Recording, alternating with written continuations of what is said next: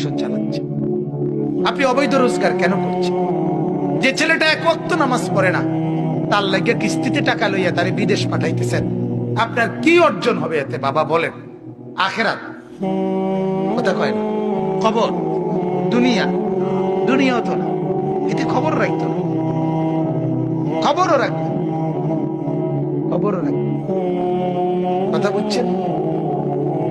নাফরমান যে আল্লাহর নাফরমান, আর যে মানে অর্থাৎ হইল যে এর থেকে বড় সত্তার নাফরমানি করে যেতে খারাপ রয়েছে, এটা আপনার গণব কিন্তু। কথা বুঝেন না এমনি? এতে তো এটাই বুঝাইতেছে আমি আল্লাহরে তো কি করি না, গণার ধরি না। আপনি কি মা বাপ কি আবার আল্লাহর সামনে মা বাপ কি? এই জন্য অনুরোধ, তোমরা যারা ছেলে ভাইয়া, তোমাদের কাছেও বলি বাজান, দুই কথা। এক কথা তো মা বাবার কাছে বললাম, আপনাদের বিবি বাচ্চার দিকে, সন্তানদের দিকে নজর দেন। আর তোমাদেরকেও বললাম, ভাইয়া তোমরা যারা পড়ছো, কষ্ট করছো, আমার অনুরোধ, আবারও বলছি বাপ, আমি পায়ে ধরে বলি, বন্ধু, জীবনটাকে এক প্লেট খিচুড়ি মনে করো না।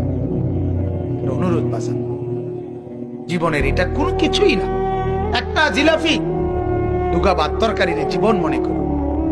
জীবনের একটা লক্ষ্য উদ্দেশ্য আছে, টার্গেট আছে।